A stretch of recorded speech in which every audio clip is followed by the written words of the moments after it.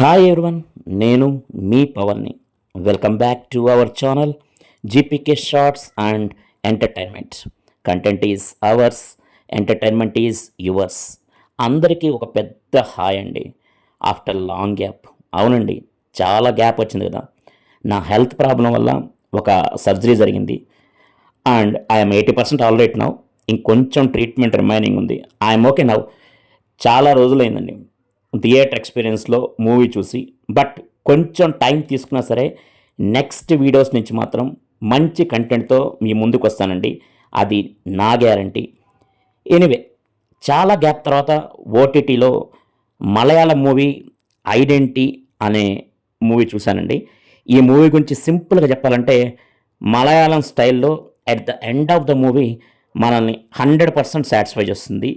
అది నేనైతే మీకు అష్యూరెన్స్ ఇస్తాను. ఇదొక ఇన్వెస్టిగేషన్ క్రైమ్ థ్రిల్లర్. ఈ థీమ్ టొవినో థామస్, త్రిష, వినయ్ రాయ్ వీళ్ళు మెయిన్ క్యారెక్టర్స్ ప్లే చేశారు. And music director is Jakes Bejoy. And main positive asset Jakes Bejoy music. And directors Akhil Paul and Anas Khan. Their direction is super అండి. Screenplay is top notch.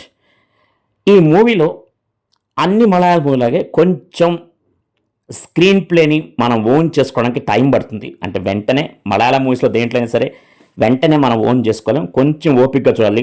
But ఒక్కసారి మనం కనెక్ట్ అయ్యామా, ఈ movie end అయ్యేంత వరకు మాత్రం మీరు కూర్చున్న చోటు నుంచి అయితే లేయాలనిపించదు. కంపల్సరీగా మూవీ ఎండ్ అయ్యేదాకా మాత్రం కూర్చొని చూస్తారు.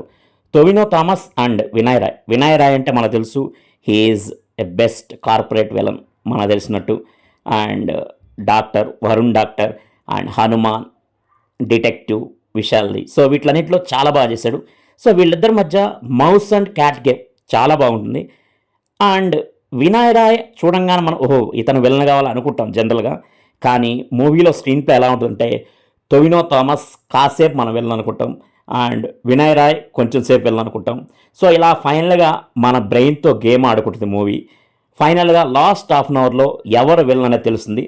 అమ్మా అదైతే నేను చెప్పను. సో మీరే చూడాలి, అది చూసి ఎంజాయ్ చేయాలి. అండ్ లాస్ట్ హాఫ్ అన్ అవర్లో విలన్ ఎవరైతే మనం క్లారిటీకి వస్తాం. ఇంకా త్రిష క్యారెక్టర్కి వస్తే బృంద తర్వాత త్రిష ఇదొక బెస్ట్ క్యారెక్టర్ అని చెప్పాలి. ఆ బృంద వెబ్ సిరీస్ చేసినప్పుడే నేను అనుకున్న త్రిషకి మంచి క్యారెక్టర్స్ వస్తాయని. సో ఈ క్యారెక్టర్ కూడా చాలా బాగుంటుంది అండ్ పర్ఫార్మెన్స్కి చాలా స్కోప్ ఉన్న క్యారెక్టర్. తను చాలా బాగా చేసింది. ప్రొడక్షన్ వాల్యూస్ చాలా బాగున్నాయి. అండ్ నెగిటివ్ పాయింట్స్కి వస్తే ఒకటి, కొంచెం ఓపిక్గా చూడాలి. ఇది అన్ని మలయాళ మూవీస్లో ఉండేది. ఇంకోటి, తక్కువ ఇంపార్టెంట్ ఉన్న క్యారెక్టర్స్ చాలా ఎక్కువ ఉన్నాయి భయ్య.